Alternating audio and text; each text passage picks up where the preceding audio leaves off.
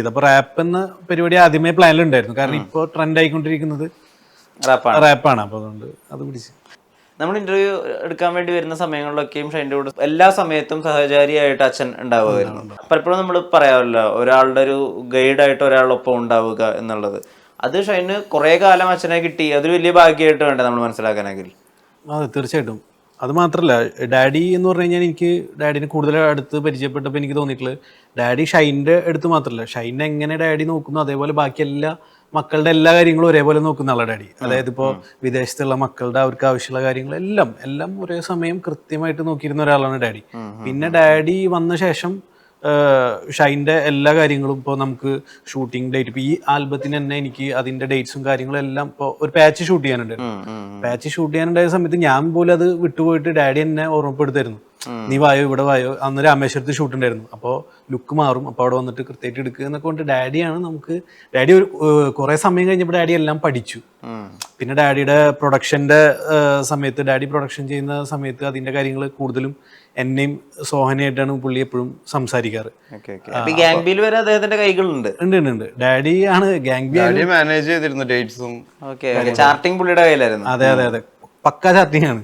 Daddy ആദ്യം മാനേജറുടെ ജോലിയും കൂടി എടുക്കുന്ന സമയത്ത് ഫസ്റ്റൊക്കെ അറിയാൻ കുറച്ച് ബുദ്ധിമുട്ടുകളുണ്ടായിരുന്നു. പക്ഷെ പഠിച്ചു കഴിഞ്ഞപ്പോൾ പുള്ളി വളരെ നീറ്റായിട്ട് എല്ലാ ഡേറ്റ്സും കാര്യങ്ങളൊക്കെ ക്ലിയർ ചെയ്തിരുന്നു. പിന്നെ എന്തെങ്കിലുമൊക്കെ ഡൗട്ട് ഉണ്ടെങ്കിൽ എല്ലാവരുടെ അടുത്തും ഡിസ്കസ് ചെയ്യും പുള്ളി.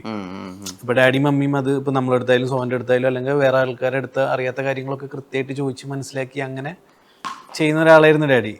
ഇപ്പോൾ എന്തൊക്കെ പുറമേ ഉള്ള കംപ്ലയിൻസ് അല്ലെങ്കിൽ പുറമേ ഉള്ള ഈ മീഡിയയുടെ ആരോപണങ്ങൾ അല്ലെങ്കിൽ കൃത്യമായിട്ടൊരു ധാരണയില്ലാതെ പലപ്പോഴും ഷൈൻ്റെ മേലെ കെട്ടി ആരോപിച്ചിരുന്ന ഇന്റർവ്യൂവിൽ കാണുന്നതിൻ്റെ ഒരു പ്രതിഫലനമായിരിക്കും സെറ്റിലും എന്നുള്ളത് നമുക്ക് കൃത്യമായിട്ട് അറിയാം. അല്ലെങ്കിൽ ഇദ്ദേഹവുമായി ചേർന്ന് പ്രവർത്തിച്ചവർക്ക് എല്ലാവർക്കും അറിയാം, സെറ്റിൽ 100% പ്രൊഫഷണൽ ആയിട്ടുള്ള ഒരു ഷൈനെ കാണാൻ പറ്റും.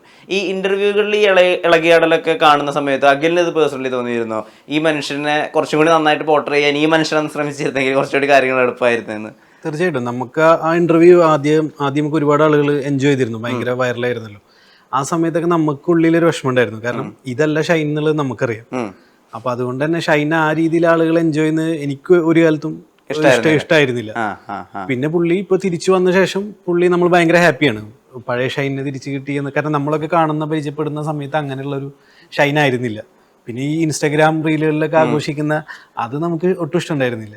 ഓക്കെ. ഷൈൻ തിരഞ്ഞെടുത്തിട്ടുള്ള സിനിമകളുണ്ട്, അദ്ദേഹത്തിന് ഒരു തിരിച്ചുവരവിൽ അദ്ദേഹം ചൂസ് ചെയ്തിട്ടുള്ള ഒരു രീതിയുണ്ട്. അതായത് വെറുപ്പിക്കുന്ന കഥാപാത്രങ്ങൾ എനിക്ക് കിട്ടുമല്ലോ, അത് ഇനി ആർക്കും പോവില്ലല്ലോ, കാരണം ആളുകൾ ഓൾറെഡി തന്നെ വെറുത്ത് കഴിഞ്ഞിരിക്കുന്നു എന്നുള്ളത്. ഇനി അങ്ങോട്ടേക്കുള്ള തെരഞ്ഞെടുപ്പിൽ ഒരു ഫ്രണ്ട് എന്നുള്ള രീതിയിൽ അല്ലെങ്കിൽ ഒരു അദ്ദേഹവുമായി ചേർന്ന് നിൽക്കുന്ന സിനിമാ പ്രവർത്തകൻ എന്നുള്ള രീതിയിൽ അദ്ദേഹം ഏത് തരത്തിലുള്ള വേഷങ്ങൾ, ഈ പറഞ്ഞ പൂർണ്ണമായി ഇളകിയാടൽ വേഷങ്ങൾ ചെയ്യണമെന്നാണോ, ഇനിയും അൺഎക്സ്പ്ലോർഡ് ആയിട്ടുള്ള ഒരു സോൺ ഷൈനിലുണ്ടെന്നാണോ അഖിൽ വിചാരിക്കുന്നത്?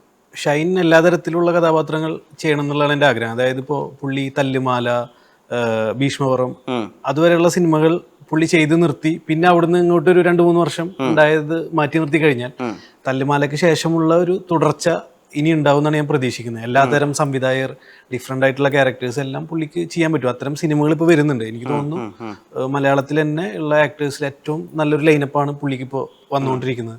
അതൊക്കെ ഇങ്ങനെ സ്റ്റെപ്പ് ബൈ സ്റ്റെപ്പ് ആയിട്ട് അനൗൺസ് ചെയ്യും. ഒരു പ്ലാൻ ബി. അതെ, ഒരു പ്ലാൻ ബി ആയിട്ട്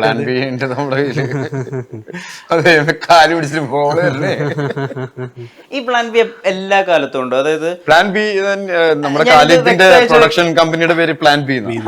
അതല്ല, എനിക്കിത് പലപ്പോഴും അത്ഭുതം തോന്നിയിട്ടുണ്ട്. അത്രയധികം പ്രശ്നങ്ങൾ നിൽക്കുമ്പോൾ അവിടെ നിന്ന് അങ്ങോട്ട് പിന്നെ ഏറ്റവും ഫൈൻ ആയിട്ടുള്ള പ്രൊഡക്ഷൻ ഹൗസസ്, ഏറ്റവും ഫൈൻ ആയിട്ടുള്ള സംവിധായകർ, അതിൽ അമൽ നീരദുണ്ട്, അനുരാജിന്റെ ഇഷ്കുണ്ട്, പറവയുണ്ട്, ഏറ്റവും മികച്ച സിനിമകൾ, ഖാലിദ് റഹ്മാന്റെ നായകനായ സിനിമയുണ്ട്, അതുപോലെ തന്നെ തല്ലുമാല, അതിലും നായകൻ തന്നെയാണല്ലോ ഒരു തരത്തിൽ സിനിമകളുണ്ട്. ആ സുഹൃത്തുക്കളിലുള്ള വിശ്വാസം ഹെൽപ്പ് ചെയ്യുന്നതാണ് ആ സമയത്തൊക്കെ. അത് ചിലപ്പോ നമ്മളെ ഹെൽപ്പ് ചെയ്യാനും കൂടിയിട്ട് വേണ്ടിയിട്ടായിരിക്കും അവരൊക്കെ വരുന്നത് ആ സമയങ്ങളിൽ. ഓക്കെ, നമ്മുടെ കൂടെ നിന്നിട്ട് ആശ്വസിപ്പിക്കുന്നതും അല്ലെങ്കിൽ നമ്മൾ അങ്ങനെയല്ല എന്നുള്ള പ്രസ്താവനകൾ ഇറക്കുന്നതും മാത്രമല്ല, നമുക്ക് വേണ്ട സമയങ്ങളിൽ നമ്മളെ അവര് പടത്തിലേക്ക് വിളിക്കുകയും നല്ല ക്യാരക്ടർ തരികയും ചെയ്യുന്നതും കൂടി സപ്പോർട്ടാണ്. അത് വലിയ സപ്പോർട്ടാണ്. അത് അവര് എല്ലാവരും അതാത് സമയങ്ങളിൽ ചെയ്യാറുണ്ട്. ഷൈൻ പലപ്പോഴും ഈ ഇന്റർവ്യൂകളിൽ പറയുന്ന ഒരു കാര്യം ശ്രദ്ധിച്ചിട്ടുണ്ട്, അത് സുഹൃത്തിനോടെ ചോദിക്കാൻ പറ്റൂ. ഞാൻ വളരെ സെൽഫിഷായ ഒരു മനുഷ്യനാണ്, എനിക്ക് നല്ലൊരു മകനല്ല, ഞാൻ നല്ലൊരു അച്ഛനല്ല, ഞാൻ നല്ലൊരു സഹോദരനല്ല എന്നൊക്കെ പറയുമ്പോൾ നല്ലൊരു കൂട്ടുകാരനല്ലേ അദ്ദേഹം? തീർച്ചയായിട്ടും പുള്ളി നല്ലൊരു കൂട്ടുകാരനുമാണ്, നല്ലൊരു മകനുമാണ്, നല്ലൊരു സഹോദരനൊക്കെയാണ്. പക്ഷെ പുള്ളിയുടെ പോയിന്റിൽ അതൊന്നും അങ്ങനെയല്ല. അതിലും നല്ല ആളുകളെ ഞാൻ കാണാറുണ്ട്. ആ ഒരു തോട്ടിൽ നിന്നായിരിക്കും ചിലപ്പോൾ അങ്ങനെ കമ്പയർ ചെയ്യുമ്പോഴായിരിക്കും.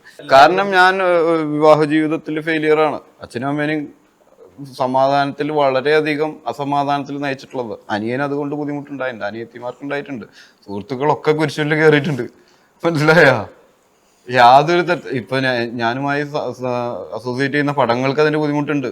അതിന്റെ ആക്ടേഴ്സിനും അതിന്റെ ടെക്നീഷ്യൻസിന് അങ്ങനെ ഒരുപാട് ബുദ്ധിമുട്ടുകൾ ഉണ്ടാവുന്നുണ്ട് ഞാൻ കാരണം. അപ്പോ എപ്പോഴും അത് ഞാൻ പെർഫെക്റ്റ് അല്ല, ഞാൻ നല്ലതല്ല എപ്പോഴും. അതുകൊണ്ടാണ് ഞാൻ അങ്ങനെ പറയുന്നത്. സെൽഫ് ലവ് വേണ്ടേ ഷൈൻ? സെൽഫ് ലവ് ഉള്ളത് കൊണ്ടാണ് ഞാൻ അത് പറയുന്നത്. Okay okay okay. Self love കാരണം ഫൈൻ ആവാൻ വേണ്ടിയിട്ട് നമ്മൾ ആദ്യം സ്നേഹിച്ചേ പറ്റൂ. നമ്മളെ എന്താണ് നമ്മുടെ പ്രശ്നം, നമ്മൾ പ്രശ്നമാണെന്ന് തിരിച്ചറിയണം. എന്നാലേ നമുക്ക് അതിനെ പരിഹരിക്കാൻ പറ്റുള്ളൂ. ഡോക്ടർക്കല്ലേ രോഗിയെ കൊണ്ട് ആവശ്യം, രോഗിക്ക് ഡോക്ടറെ കൊണ്ട് ആവശ്യം. അപ്പൊ ഡോക്ടർ ആവണമെങ്കിൽ രോഗം ഉണ്ടാവണം.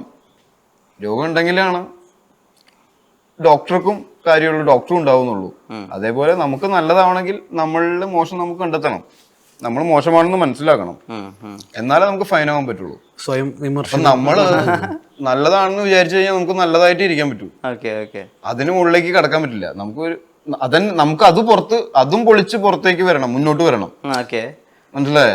നമ്മൾ ഒരു കംഫർട്ട് സോൺ ഉണ്ടാക്കി നമ്മൾ കംഫർട്ട് സ്പേസിൽ ഇരുന്നുകൊണ്ട് കഴിഞ്ഞാൽ നമുക്ക് തീരെ ചേഞ്ച് ചെയ്യാൻ പറ്റില്ല. നമ്മൾ തന്നെ അതിന് ബ്രേക്ക് ചെയ്യണം. നമ്മൾ തന്നെ ബ്രേക്ക് ചെയ്യണമെങ്കിൽ നമ്മൾ തന്നെ വിചാരിക്കണം അത് ശരിയല്ല, ഞാൻ ചെയ്യുന്നത് ശരിയല്ല എന്ന് മനസ്സിലാക്കുന്നിടത്ത നമുക്ക് പുതിയൊരു നല്ലതിലേക്ക് കടക്കാൻ പറ്റുള്ളൂ. അഖിൽ, ഇപ്പോൾ സുഹൃത്ത് എന്നുള്ള രീതിയിൽ ഇതിനെ ഇപ്പോൾ നമ്മളൊക്കെ വിമർശിക്കുമ്പോൾ, മാധ്യമപ്രവർത്തകരൊക്കെ വിമർശിക്കുന്ന സമയത്ത് ഇപ്പോൾ ഷൈൻ്റെ അഭിനയത്തിലൊരു റിപ്പീറ്റേഷൻ വരുന്നു, അല്ലെങ്കിൽ ഡയലോഗുകൾ വ്യക്തമാവുന്നില്ല എന്നൊക്കെ പറയുമ്പോൾ തിരിച്ച് തർക്കിച്ചിരുന്ന ഒരു ഷൈനെ നമുക്കറിയാം. പക്ഷെ കൂട്ടുകാരൻ എന്നുള്ള രീതിയിൽ ഇപ്പൊ ആ റിപ്പീറ്റേഷൻ ഫീൽ ചെയ്തൊരു സമയം ഉണ്ടെന്ന് ഇപ്പൊ തന്നെ പറഞ്ഞല്ലോ. ഇത് പറയുമ്പോ റെസ്പോൺസ് എങ്ങനെയായിരുന്നു? നമ്മളങ്ങനെ മുഖത്തടിച്ച പോലെ പറയാറില്ല. അങ്ങനെയാണ് നമ്മൾ കൂടുതൽ.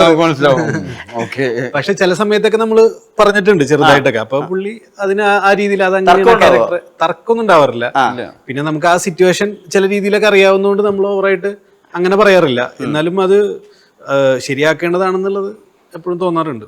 ഈ പാട്ട് പാടുന്ന ഒരു ഷൈനെ ആലോചിച്ചിട്ടുണ്ടോ?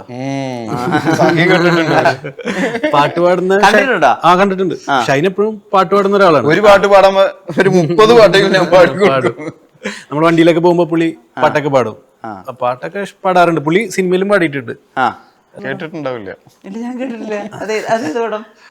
റിലീസ് ആയിട്ടില്ല പടം. ഓക്കെ, പാട്ട് റിലീസായിട്ട് കൊച്ചിയാം എന്ന് പറഞ്ഞൊരു പാട്ടാ. അപ്പോ ഇനി മുമ്പോട്ട് പോകുമ്പോ പടങ്ങളൊക്കെ ചെയ്യുമ്പോ എന്തായാലും ഒരു പാട്ട് ഷൈനെ കൊണ്ട് പാടിപ്പിക്കണം എന്തായാലും.